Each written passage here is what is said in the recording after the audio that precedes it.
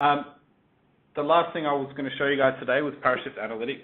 So we can use this event stream that we get from Alfresco and put that in a data warehouse. And we can actually do some cool things like use a front-end dashboard to do some reporting on it. We can then use that to do some bulk editing of metadata from that. So we could build a report up from the web, have that print out to a PDF, for instance, with some nice pie charts for everyone, and then use that information in a meaningful way. So step back from individual documents and start looking at the system as a whole and how that's working for your organization. So if I move back in there, I'll quickly show you the report that I've configured. So if we have a look, this is just a typical dashboard, but it's pretty bare at the moment. What we've got here is the event counts that we saw on the stream. So whenever a document is actually created, we get like a little heartbeat here in this stream here, and we can actually hover over that to see what the activity is within the system. We can add quite easily a new pie chart. So if we wanted to go here, and maybe we want to filter based on the type of document, we want to be able to see, I guess, the percentages of all of the types of documents within the system over this 90-day period. So we'll just do MIME type here. We'll say what field we want. We want to filter on the MIME type field. And then let's say we want a pie chart. And we'll just probably put the vertical, and we'll put that below. We'll make that span 6. So there you go. We've added in that pie chart, so it'll show us a breakdown of, I guess, what types of documents are in this repository. We can do things like click through to, you know, the JPEG, the PNG, and see what that's doing. We can also add another pie chart to say, well, it's great knowing, you know, I guess what the document types are, but who's actually using the system? What are the usernames? Who's creating documents? So let's just do another pie chart here based on who's creating documents rather than, you know, the actual documents themselves. So same steps, we just use the creator field instead. So,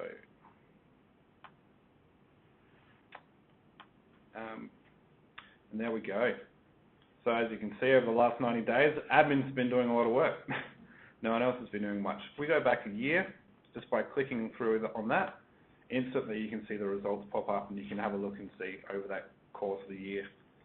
You could do a 15-minute auto refresh, so you could have this set up somewhere in a server, and you can just see what's happening within your system in a live example. The other thing this does actually allow you to do is if we actually go, let's say a 90-day period.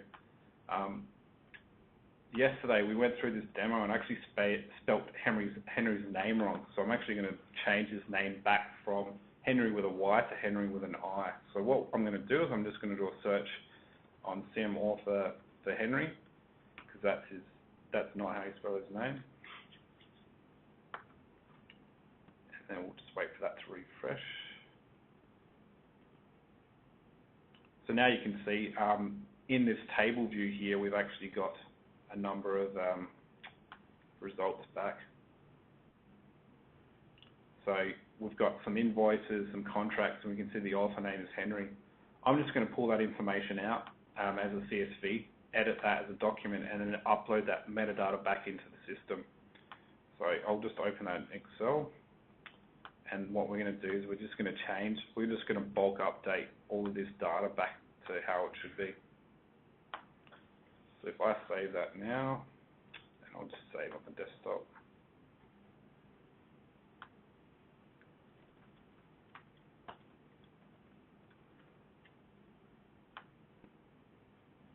So now if we go back into the system and we go to the admin tools, we can do a bulk update. So this is great for things like when there's a spelling mistake all through your documentation, or you just want to make a few minor changes. So if we go to the desktop and we actually upload that document, you can see that we've actually just instantaneously changed all of these documents back into the Alfresco system. You can see the node ref. So the node ref is the unique identifier in the back-end system. You can see the name of the document, and you can see that the property name actually has changed from Henry to Henry with an I. So as you can see, with some, I guess, some simple design, we can start treating the system in a much more flexible way and allow you guys to use it better for your business. We've seen the content model and how we can add extra properties to documents quite easily from a drag and drop interface.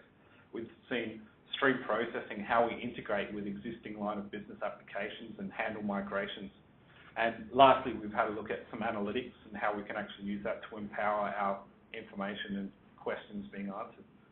And I guess with that, that's pretty much the end of my demo. So any questions for myself, Henry, or any of the other guys?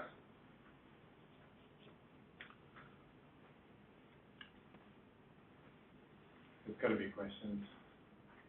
This guy churns out code as he thinks and he dreams, so. What other brilliant idea do you have? Oh, I don't know.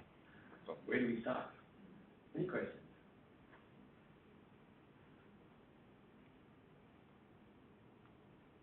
Oh, that's it. Give an example of where it's used, something that's like another technology where it's hard, like the interface, hard to get from, say, from Google to Alfresco.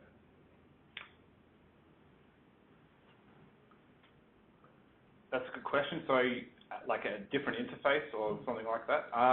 We can bring up the work we've done for NSW Industry and show you that. So what we've actually done is a full front-end website that's based on Alfresco, and it's actually just a geoscience or a geospatial search. They have about 1 million documents. A bit more than that, and a few terabytes worth of data. We've actually used some geospatial stuff, so you can actually search upon particular areas and get results back. So this is a front-end system that's actually built separately from Alfresco, but Alfresco actually drive all of this information. So if we wanted to search within that particular area, you can see all of the reports that come back from it. So that's one example you guys can go to and have a look at today. As you can see, it's quite easy and it's really, I guess, expedient or fast to pull that information down. May not be something that, geospatial stuff may not be interest to your guys, but it's one of the search criteria we can use. That's a common deployment scenario for Alfresco due to its flexibility. So we sometimes refer to it as Alfresco as like a headless repository. So you're not using Alfresco Share, the default browser interface, which Henry showed earlier on today. It's more geared towards document management, records management, collaboration, search, and all those things. But probably half of our customers globally actually choose to deploy it as a back-end system behind some other front-end. But it's a custom-developed web front-end or a custom-developed application or an integration with some other system. Actually having a different user experience on top is a very, very common thing.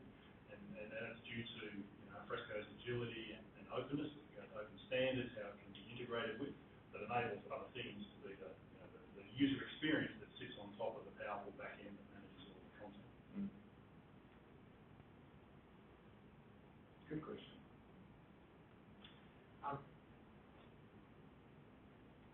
Social media is becoming more and more important. Yep. Generally, organisations are participating in social media feeds, those things. Many organisations having an accurate record of those transactions is really important. Right. Do you have any examples of Alfresco being used as a repository or as a store of social media interactions?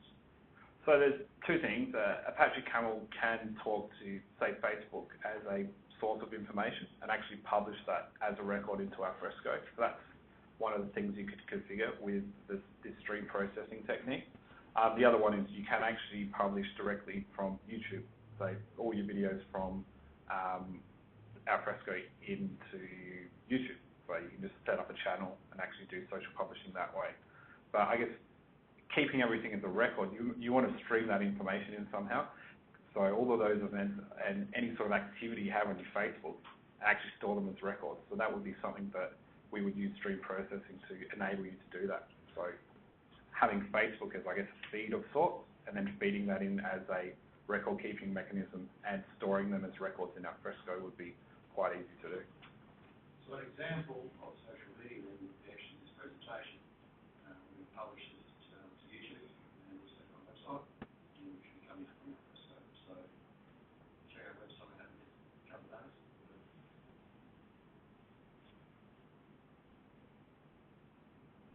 Any other questions?